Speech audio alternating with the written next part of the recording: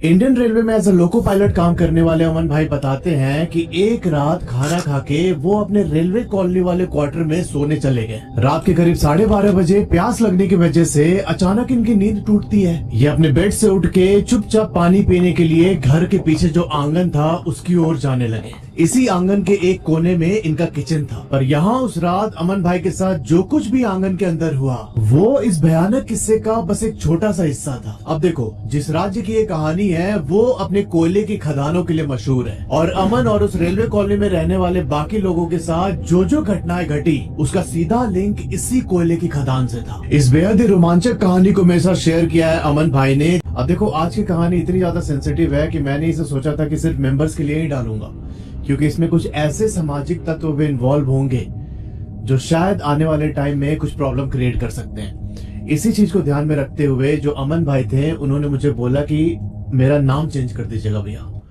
तो अभी जो ये अमन नाम आप सुन रहे हैं ये इनका चेंज किया हुआ नेम है। अब सुनना ध्यान से, ये कहानी है झारखंड के पतरातू शहर की। अमन भाई इसी पतरातू शहर के रेलवे कॉलोनी में रहते हैं। इनके पापा भी रेलवे से रिटायर्ड है और आज के टाइम पर अमन भाई इंडियन रेलवेज में एज अ लोको पायलट काम कर रहे हैं। पर यह घटना आज से करीब 20 साल पहले 2005 की है। झारखंड के पतरातू में मौजूद इस रेलवे कॉलोनी के अंदर अमन अपने फैमिली के साथ रहते थे। इनके फैमिली में इनके माता पिता, इनके 2 भाई और एक बहन थी। यहाँ पर अमन के पिताजी को रेलवे से एक 2 BHK का क्वार्टर मिला था। अब देखो, जो वो क्वार्टर था उसके अंदर 2 कमरे हैं। कमरे के बाहर एक बरामदा है जिसे पॉश भी बोलते हैं। अब जनरली यहाँ पर जिस जिस कर्मचारी को क्वार्टर मिला था उन सब ने आगे वाले बरामदा को एक रूम में कन्वर्ट कर रखा था। अमन की फैमिली ने भी सेम वही काम किया था और पीछे एक बड़ा सा आंगन था जिसमें कटहल के 2 पेड़ लगे हुए थे। इसी आंगन के एक कॉर्नर में किचन था और दोनों साइड में 2 कमरे बने हुए थे। अच्छा, जो मैंने अभी पॉच वाला एरिया बताया था उसके जस्ट सामने एक छोटा सा गार्डन है और उस गार्डन में जामुन का एक पेड़ भी था। ये सारी डिटेल्स मैं क्यों बता रहा हूँ, इसका लिंक आपको डायरेक्ट आगे स्टोरी में पता चलेगा। अब एक लास्ट चीज समझना, जो इनका पूरा क्वार्टर था उसके बाजू से एक गली जाती है। करीब 150 मीटर लंबी गली थी और वो गली रेलवे कॉलोनी को सीधा लोको मार्केट से कनेक्ट करती है। तो जो भी इनके घर का जनरल स्टोर या फिर सब्जी वगैरह खरीदना हो तो ये लोग सीधा लोको मार्केट जाते और वहां से खरीद के वापस कॉलोनी में आ जाते थे। अब जो ये अमन लड़का है इसको ना हॉरर कहानियां पढ़ने का बहुत शौक था। 2005 के टाइम उतना ज्यादा इंटरनेट तो था नहीं कि इतना रैंडमली हम लोग को ऐसे वीडियो देखने को मिल जाए। तो जो भी उस टाइम पर मैगजीन्स या न्यूज़पेपर पब्लिश होते थे और उसमें जो स्टोरी वाले कॉलम में हॉरर स्टोरीज निकलती थी उसे अमन पढ़ा करता था। ऑलमोस्ट इसका रोज का रूटीन बन गया था कि रात को ये स्टोरी पढ़ के ही सोता था और यही चीज ना अमन को अभी भारी पड़ने वाली थी। तो होता ये है कि 2005 समर का टाइम था। एक रात अमन खाना खाने के बाद ये कहानी पढ़ता है और जो बाहर इसका पोश वाला एरिया था ना, जो मैंने बताया था बरामदा जिसे रूम में कन्वर्ट किया गया था, उसी जगह पर अपना बेड लगा के सो जाता है। जहाँ पर इसका बेड लगा हुआ था उसके डायरेक्ट सामने जो गार्डन के अंदर वो जामुन का पेड़ था, वो पेड़ डायरेक्ट इसके साइट में था, डायरेक्ट दिखाई देता था अमन को। कहानी पढ़ने के बाद उसे देखते हुए अमन चुपचाप सो जाता है और इसी बीच रात के 12:30 बजे प्यास की वजह से अचानक इसकी नींद खुलती है। अमन उठ के अपने घर के पीछे मौजूद उस आंगन की तरफ जाता है। उसी आंगन के एक कॉर्नर में किचन था जिसके बाहर घड़े में पानी रखा हुआ है। अमन अपने बेड से उठ के आंगन की तरफ जाता है और आंगन में पहुंचने के बाद ही इसकी सबसे पहली नजर वहाँ पर मौजूद कटहल के पेड़ के ऊपर पड़ती है। उसे एक नजर देखने के बाद अमन अपने किचन के पास जाता है और मटकी से पानी निकाल के पीने लगा। जब पानी पी के इसने ग्लास वहां पर रखा तभी इसे अपने पास से एक औरत की आवाज सुनाई देती है। वो बोलती है कि हमको भी पानी दे दो ऊपर। अब जैसे अमन ने बात सुनी ना, वो चिल्लाते हुए सीधा अपने पॉच की तरफ भागता है। वहां जाकर इसने पॉच का दरवाजा बंद किया और अपने बेड पर लेट के पूरे शरीर को चादर से ढक लेता है। अब जैसे तैसे इसने नींद लाने की कोशिश की, पर अभी अमन को हल्की सी नींद आई थी कि रात के 2 बजे इसे लगता है कि कोई ने इसके चेस्ट पे बैठ के उसके गले को चोक कर रहा है। ये एकदम हड़बड़ी में उठा, इसके माथे से पसीना गिर रहा था और चेस्ट के पास बहुत तेज दर्द होने लगा। अमन को लगा कि शायद ये कोई बुरा सपना देख रहा है या फिर गैस बनने की वजह से इसके चेस्ट में पेन हो रहा है। अब ये दर्द इसे बहुत परेशान करने लगी तो ये चुपचाप अपने बेड से उठता है और सीधा जो इसके भाई बहन का कमरा था उस कमरे में जाके सो जाता है। सुबह जब अमन उठा तो इसे थोड़ी थोड़ी चीजें याद थी, पर इसे लगा कि जो मैं कहानी पढ़ता हूँ उसके वजह से इसके दिमाग में ऐसे थॉट्स आ रहे। तो रात वाले एक्सपीरियंस को इसने किसी और चीज से कनेक्ट नहीं किया। पर यहाँ तो भाई मसला कुछ और ही था। अब इस वाले घटना के 3-4 दिन के बाद ही एक और चीज होती है। जो अमन और उसके दोस्त थे ना, वो हर संडे अपने रेलवे कॉलोनी के पास जो ग्राउंड था इनका, उस ग्राउंड में क्रिकेट खेलने जाते थे। ऐसे ही एक संडे जब ये लोग क्रिकेट खेलने पहुंचे, तब इन्होंने देखा कि ग्राउंड के बाहर एक पीपल का पेड़ है और उस पेड़ से एक मटकी लटक रही है। बहुत सारे कल्चर में ऐसा होता है कि जब किसी की डेथ होती है तो उसके बाद 13 दिन तक एक मटकी को लटका के रखते हैं पेड़ के नीचे। अब वैसे ही एक मटकी लटक रही थी। अमन और उसके दोस्तों ने जब उसे देखा तो इनके अंदर उत्सुकता बढ़ी कि क्या है मटकी के अंदर। ये थे तो बच्चे ही उस समय पे। ये लोग पहुंचते हैं उस पेड़ के पास और जो मटकी थी उसे खोल के देखने लगे। थोड़ी देर उसे देखने के बाद फिर से इन्होंने मटकी का ढक्कन लगाया और वापस क्रिकेट खेलने चले गए। अब उस टाइम पर तो कुछ भी नहीं होता है, ये सारे लोग क्रिकेट खेल के अपने अपने घर चले जाते हैं। और इस रात जो ये अमन लड़का था, ये खाना खा के जो इसके घर के अंदर जो कमरा था ना, उस कमरे में सोने चला जाता है। पहले वाले इंसिडेंट में ये सो रहा था बरामदे के अंदर, जो कि पौच वाले एरिया था। आज ये कमरे में सो रहा था और इस कमरे की खिड़की से जो रेलवे कॉलोनी वाली गली थी ना, जो सीधा जाती थी लोको मार्केट की तरफ, वो गली क्लियरली दिखाई देती थी। अमन जब उस कमरे में सो रहा था तब इसे एक सपना आता है। सपने में ये देखता है कि ये ना चल के उस क्रिकेट ग्राउंड की तरफ जा रहा है और जो वो मटकी लटकी हुई थी पेड़ से, उस मटकी को इसने दोबारा खोला सपने में ही। और जैसे ही उसने मटकी को खोला, भाई साहब, उसमें से एक व्हाइट शैडो निकल के बाहर जाती है। सपने में जैसे ही उसने व्हाइट शैडो को देखा, इसकी नींद खुलती है डर के मारे। और जब यहाँ इसकी नींद खुली ना, तो इसने भाई पाया कि वो व्हाइट शैडो इसके कमरे से निकल के जो वो खिड़की थी, उस खिड़की से होते हुए गली की तरफ चली गई। अब भाई पूरी रात अमन सो नहीं पाया। अगली सुबह उठ के इसने मम्मी को सारी बात बताई तो मम्मी ने बोला कि तूने कोई सपना देखा होगा। ऐसा बोल के अमन की बात को इग्नोर कर दिया घर वालों ने। अगले 3-4 दिनों तक कुछ नहीं हुआ तो अमन को भी लगा कि शायद ये सपना ही होगा और फिर जो उसकी नॉर्मल लाइफ थी वो चलने लगी। अमन ने भी उस घटना के बारे में सोचना बंद कर दिया था। पर करीब 2 वीक बीतने के बाद इसके साथ एक और घटना घटती है और यहीं से असली खेला शुरू होता है। अमन फिर से एक रात अपने कमरे में ही सो रहा था और इस बार ना इसे सुनाई देता है कि दूर उस गली के एंड पर कोई बैठ के रो रहा है।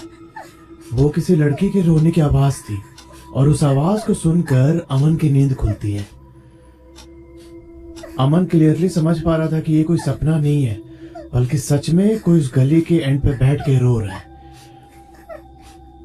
ये बताते हैं कि थोड़ा हिम्मत करके इसने हल्के से झांकने की कोशिश की कि भाई आखिर कौन बैठा है उस गली के एंड पे। और इसने पाया कि एक वाइट कपड़ा पहने हुए 15-16 साल की लड़की, जो उस गली के एंड पर नाला था और नाले के ऊपर एक पुल जैसा बना हुआ है, उसी पुल पर बैठ के वो लड़की रो रही है। भाई अमन ने जैसे उस लड़की की तरफ देखा ना खिड़की से झांक के, वो लड़की भी इसकी ओर मुड़ती है।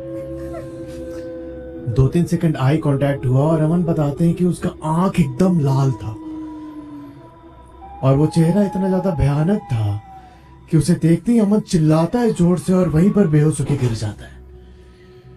अगली बार जब उसकी आंख खुली तो उसने पाया कि इसे बहुत ज्यादा फीवर है और ये फीवर पिछले 7 दिन से था। अमन बताते हैं कि ये पूरे 7 दिन मेरे जिंदगी से गायब हो गए, मुझे कुछ भी याद नहीं है। फिर जाके मैंने अपनी दीदी से पूछा, तब उन्होंने बोला कि तू रात को ऐसे बेहोश हो गया था। हम लोगों ने डॉक्टर से भी दिखाया पर कोई फायदा नहीं हुआ। 2 दिन के बाद एक मौलवी बाबा ने आके झाड़ फूक की है, तब जाके तुझे थोड़ा थोड़ा होश आना स्टार्ट हुआ है। और आज 7वें दिन अमन पूरी तरीके से अपने सेंसेस में आता है। पर ये कहानी सिर्फ अमन पे खत्म नहीं होती है दोस्त। अमन बताते हैं कि इनके घर के आसपास जो पड़ोसी थे, वो लोग भी आपस में बात कर रहे हैं कि हमें रात को किसी के रोने की आवाज सुनाई देती है। अमन की मम्मी, बहन, पापा सबको ये बात पता थी कि कोई रो रहा है इनके घर के आसपास, पर इनको समझ नहीं आ रहा था कि क्या करे, कैसे इस चीज से बाहर निकला जाए। अब धीरे धीरे दिन पास होता गया और अमन को अपने सेंसेस में आए हुए करीब 1 महीने हो जाते हैं। ये शाम को ट्यूशन पढ़ने गया हुआ था और उसके ट्यूशन वाले एक दोस्त ने बताया कि अरे हम लोग के मोहल्ला में जो लव रहता है, पता है क्या हुआ उसके साथ? अमन बोलता है कि क्या हुआ? तब अमन का वो दोस्त बताता है कि हमारे कॉलोनी के एंड में जो लड़का रहता था ना, लव, कल रात को अपने दुकान से काम करके वापस घर लौट रहा था और तभी इसने देखा कि गली के एंड पर जो वो नाले के ऊपर पुलिया बनी हुई है, वहाँ पर एक लड़की बैठी थी। अब चेहरा तो उसका बहुत क्लियर दिखाई नहीं दिया लव को, पर उसने उस लड़की से बोला कि इतना रात हो गया, आप यहाँ क्यों बैठी हैं, घर जाइए। और ऐसा बोल के लव अपने घर की तरफ चला गया। अब जो लव का घर था वो रेलवे कॉलोनी के बिल्कुल एंड में था, दूसरे पार्ट में। इसी वजह से जो रात घटना घटी लव के साथ वो अमन के घर वालों तक नहीं पहुंची। फिर वो लड़का बताता है कि लव जब अपने घर पर पहुंचा तब इसे पता चला कि इसके घर के ठीक सामने करीब 50 मीटर पर एक दूसरा घर है और उस घर के जो लोग हैं किसी काम से गाँव गए हुए। अब ऐसा होता है बिहार झारखंड में कि अगर पड़ोसी अपने गाँव चले गए घर खाली करके तो उनके मोहल्ले का ही कोई एक आदमी जाके उनके घर पर सोता है रात को, ताकि चोरी वोरी ना हो जाए। इसी चक्कर में जो ये लव लड़का था इसे भी आज रात जाके अपने पड़ोसी के घर के अंदर सोना था। भाई रात को खाना खा के जब लव अपने कमरे से बाहर निकला उस पड़ोसी के घर की तरफ जाने के लिए, तब ये देखता है कि उनके घर के कॉरिडोर में एक लड़की खड़ी है और उसने अपना चेहरा कॉरिडोर की दीवार की तरफ किया हुआ था। ये थोड़ा सा घर के और करीब पहुंचा तो पाया कि भाई उस लड़की के कपड़े उपड़े भी फटे हुए थे और ये चुपचाप उस कॉरिडोर की तरफ देख रही है। लव ने पूछा कि कौन है भाई उधर, इस समय क्या कर रही है आप वहाँ पे। जैसे ही लव ने बात बोली वो लड़की मुड़ती है इसकी तरफ और जैसे ही वो लव की तरफ मुड़ी ना, उसे देख के लव चिल्लाते हुए अपने घर की तरफ भागता है। जाके इसने अपने घर के दरवाजे को नॉक किया और वहीं पर गिर जाता है। जब इसके घर वाले बाहर निकले तब ये पाते हैं कि लव का दांत लग रहा है और दांत लगने के बाद वो ना अजीब तरह से छटपटा रहा था। अब उसकी ये हालत देख के घर वाले लव को अंदर लेके आते हैं, वो अभी भी छटपटा रहा है अजीब तरीके से। और रात को ही इन लोगों ने एक सोखा बाबा को बुलाया। सोखा बाबा वो लोग होते हैं जो कि झाड़ फूक करते हैं। जब ये सोखा बाबा लव के कमरे की तरफ गए तब इन्होंने देखा कि आसपास की कॉलोनी के सारे लोग वहाँ इकट्ठा हो रखे और जैसे इन्होंने कमरे के अंदर एंटर किया ये पाते हैं कि लव एक लड़की की आवाज में रो रहा है। उस सोखा बाबा के अंदर आते ही लव अपनी गर्दन उठा के उनकी ओर देखता है और देखते देखते जो अभी ये रो रहा था एकदम चुप होके सीरियस हो जाता है एकदम, और सीरियस होके एकदम घूर रहा उनकी आंखों में। तब जो सोखा बाबा थे उन्होंने आसपास जो लोग इकट्ठा हुए थे उनको बोला कि तुम लोग बाहर जाओ सब। कमरे में सिर्फ लव के घर वाले, वो सोखा बाबा और लव थे। इन्होंने अपना कुछ मंत्र वगैरह पढ़ा जिसके बाद लव बेड पर ऐसे एकदम सीधे होके बैठ जाता है। ये पूछते हैं उससे कि कौन हो तुम? तब लव रिप्लाई करता है कि अंजू। फिर उन्होंने पूछा कि यहाँ पर क्या करने आई हो? तब लव यहाँ पर वैसे ही लड़की की आवाज में बोलता है कि ये मेरा दोस्त है, हम इसको अपने साथ ले जाने आए हैं। फिर सोखा बाबा ने पूछा कि कहाँ से आई हो तुम? यहाँ जो वो स्पिरिट थी वो इशारा करती है अमन के घर की तरफ। वो बोलती है कि जो घर के पीछे आंगन है ना, आंगन में कटहल का पेड़ है, हम वहीं रहते हैं। वहाँ पर एक बुढ़िया भी रहती है जो हमको बहुत ज्यादा परेशान करती है और लव को अपने साथ लेके जाएंगे, वो मेरे को बचाएगा उस बुढ़िया से। इतना बोलते ही लव एकदम चुप हो जाता है और एकदम ब्लैंक एक्सप्रेशन देते हुए उस ओझा बाबा की ओर देख रहा है। देखते देखते लव के जो आंख का काला वाला हिस्सा था ना वो पूरा ऊपर चढ़ गया और पूरी आंख इस समय एकदम सफेद हो रखी थी। अब ऐसा होते ही वो सोखा बाबा समझ गया कि भाई ये इतनी आसानी से लव को नहीं छोड़ने वाली है। उन्होंने गांव वालों से बोला कि आप लोग एक बकरी, एक मुर्गा और एक अंडा लेके आइए। अब गांव वाले इनका जुगाड़ करके ओझा बाबा के पास लेके आते हैं और बाबा ने उस बकरे, मुर्गे और अंडे की बलि दी लव के सामने और फिर इन्होंने ताबीज बना के लव के गले में पहनाई। अब ये पूरी कहानी सुनने के बाद जब अमन वापस आया ट्यूशन से तो इसने आके अपने घर वालों को सारी बात बताई कि ऐसा ऐसा हुआ है लव के साथ। फिर इसके घर वालों ने आसपास के पुराने पड़ोसियों को इकट्ठा किया। तब उनमें से एक पड़ोसी ने बताया कि बहुत पहले यहाँ पर एक कारपेंटर रहा करता था। उस कारपेंटर की एक लड़की थी अंजू। अंजू यहाँ पर लव की क्लासमेट थी। जब वो 15-16 साल के थी तब उसके ऊपर यहाँ एक कोल माफिया गैंग हुआ करता था पहले। उनकी नजर अंजू के ऊपर पड़ती है। उसी गैंग का एक लड़का अंजू के पीछे पड़ गया। जब अंजू ने मना किया तब उसे उस गैंग वालों ने उठा के कमरे में बंद कर दिया था। उसके बाद 4-5 दिन तक उसके साथ बहुत ज्यादा टॉर्चर किया गया, आप समझ जाओ। और फिर जो अंजू लड़की थी उसने जहर खा के अपनी जान दे दी। अमन ये भी बताते हैं कि अब ये क्लियर नहीं है कि अंजू ने जहर खा के जान दी या फिर उसके घर वालों ने ही मारा उसे, पर जो अंजू की बॉडी थी वो इसी अमन वाले घर के पीछे जो आंगन है उस आंगन में पड़ी मिली थी। उस टाइम पर ये रेलवे कॉलोनी पूरी तरीके से डेवलप नहीं हुई थी, कुछ ही घर बने हुए थे वहाँ आसपास। तो जो अंजू की स्पिरिट थी वो उसी आंगन में जो कटहल वाला पेड़ है उधर ट्रैप होके रह गई। पर फिर जब अमन के पापा यहाँ पर शिफ्ट हुए, उनके आने से पहले एक और फैमिली यहाँ रहा करती थी। उस फैमिली के अंदर भी एक बूढ़ी औरत थी जिनकी डेथ उसी जगह हुई और उस बूढ़ी औरत की आत्मा भी उसी कटहल के पेड़ पर ट्रैप्ड है। उस बूढ़ी औरत की जो आत्मा थी वो अंजू की स्पिरिट को बहुत परेशान करती थी और इसी चक्कर में अंजू की स्पिरिट लव को अपने साथ लेके जाना चाहती थी उस पेड़ पे। जब ये सारी बातें अमन की फैमिली को पता चली तब पंडित को बुला के वहाँ पर बहुत पूजा पाठ करवाया गया। जो वो कटहल का पेड़ था उसे भी मंत्रों के द्वारा बांध दिया जाता है और फिर जाके ये सारी चीजें शांत हुई। जब वो पूजा पाठ हो रहा था तब लव भी आया था इनके घर पे अमन के।